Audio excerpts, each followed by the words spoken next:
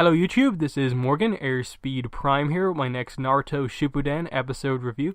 This one's going to be for episode 490, Shikamaru's Story, Part 2, Dark Clouds.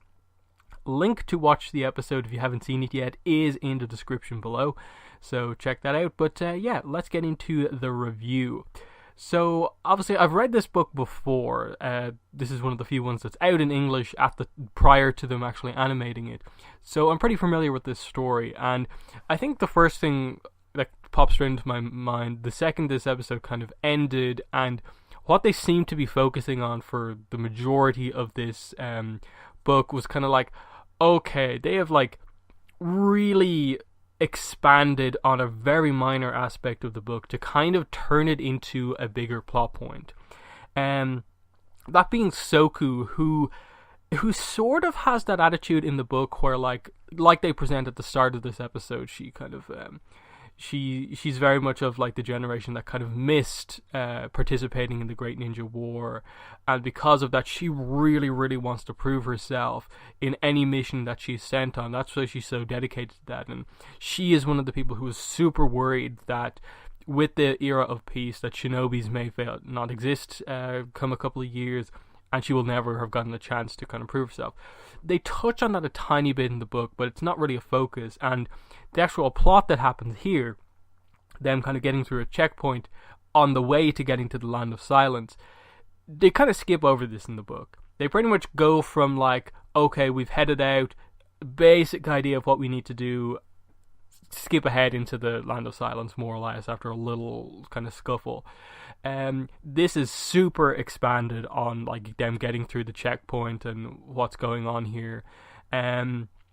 This whole plot, I think, with Soku and the trick with like, oh, she's betrayed everyone because she's kind of angry at them, and this kind of betrayal plot, and ultimately it being a kind of amazing Shikamaru plan, tricking everyone, doesn't actually happen in the book as far as I remember.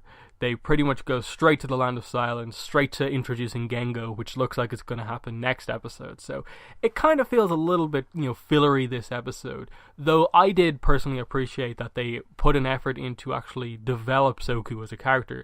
I actually felt like they did a good job here in that I kind of understood her a little bit more as a character here, just because they presented this idea of like her being so eager to prove herself. She has this very unique ability, and she's succeeded at all her missions so far, but perhaps is a little too quick to go straight for like, oh, I'm gonna kill this person to make it easier for us.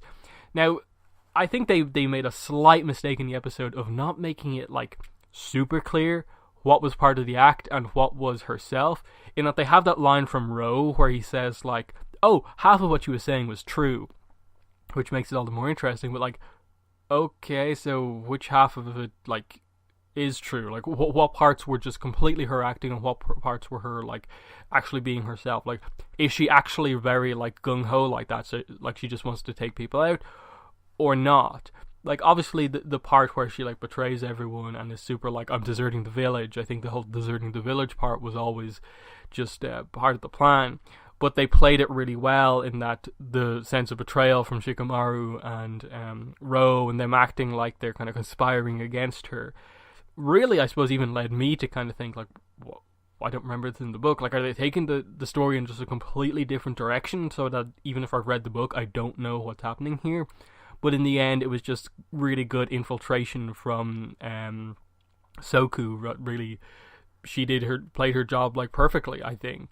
The whole idea of like them kind of having some, an undercover Land of Silence person talk to her and, sort of create that sort of friendship there of like, he's going to be the one to get her into the Land of Silence ninja, was like, oh, it was fine in terms of like him understanding that she wants to kind of advance much quicker, but she's being held back by all these rules.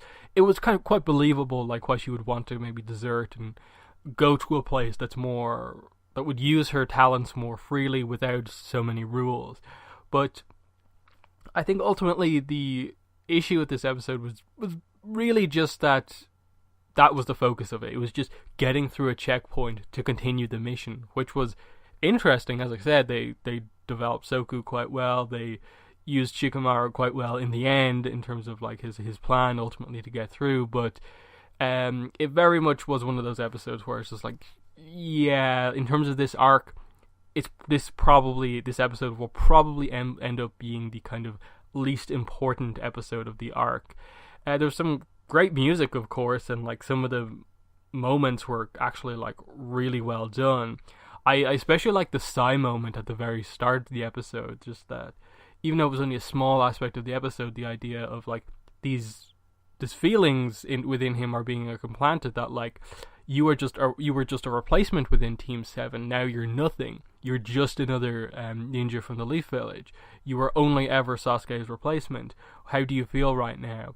And so on. And I think to some extent it's the way some people feel about his character, in that he had that really important like section of Naruto Shippuden, the main plot, where he was a huge focus when he was first introduced and initially afterwards, while Sasuke was not part of the team. But there just hit a point where just he wasn't really focused on after that. And to some degree it's true, but the other part of this story that I really wanted to expand is that the book goes a little bit in depth in terms of Ino and Sai's relationship. It's not like huge, but at some point they begin to get into that, and I really hope if they expand anything in this arc, it's that, and also Shikamaru and Tamari's relationship once we get to the actual big stuff happening. And in that sense, I was really surprised that they really took their time to tell this part of the story that ultimately didn't accomplish all that much, in that we still have to meet Gengo next episode and establish what he's all about. The actual like action plot of like Shikamaru being like captured or whatever has to happen, and then everyone else has to like kind of come in. Like there's still so much that needs to happen within this arc, and so the only criticism I really have of this episode is just that I felt like they've kind of paced it like super slowly so far. So unless this is getting more than 5 episodes, which I'm not even sure if that's the case or not, we could get a rushed ending to this, but who knows? We don't know from the preview exactly how much detail they're going to go into in the next episode, and they could have like the last 2 episodes, 4 and 5 of this arc, really get into some big important stuff. But I still like Shikamaru. I think obviously he's one of the more intelligent characters within the show, and his plan here was really well done. But other than that, like I feel, having read the book, this episode is like okay, not like amazing overall. So it felt kind of like, what was it? It was episode like 3 or 4 of the previous Sasuke arc. That the other 4 episodes were really good, but there was just one episode where the quality kind of dropped a bit, and I hope that's just the case with this arc, that the next few episodes are going to be really good, and then this is just the episode where there's a little drop in quality. So yeah, just going to end the video there. Shorter review, but there wasn't a lot really to this episode in general. So in the comments let me know what your thoughts were on the episode and my review. But yeah, that's been the video. Thanks for watching, and bye.